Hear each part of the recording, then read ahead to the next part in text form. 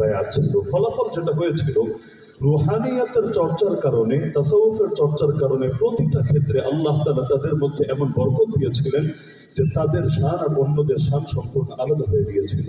মানুষ তো পৃথিবীতে বহুতে ছিল। আল্লাহ রাসূল সাল্লাল্লাহু আলাইহি ওয়াসাল্লাম বলেন, প্রত্যেক জাতির মধ্যে কিছু মুহদাস থাকে, আমার উম্মতের মধ্যে কেউ মুহদাস থাকলে সেই মুহদাস হলো ওমর। এই মুহদাস আবার কি? ব্যাখ্যায় আছে, তাতাকাল্লামুল মালাইকাতু আলা আলসিনাতিহিম, তারা দেখতে যদিও মানুষ, কিন্তু তাদের জবানে কেমন যেন ফেরেশতা কথা বলে।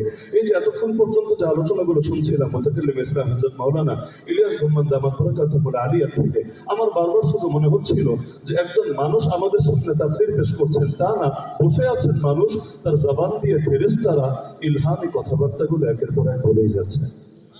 তো প্রতিটা ক্ষেত্রে আলহামদুলিল্লাহ তাসাউফের চর্চা থেকে আমরা দূরে যাওয়ার কারণে প্রতিটা ক্ষেত্রে দেখা যাচ্ছে সেই রুহানিয়াত থেকে বঞ্চিত হচ্ছি, আল্লাহ তাআলার বিশেষ নুসরত, রহমত এবং বরকত থেকে বঞ্চিত হচ্ছি।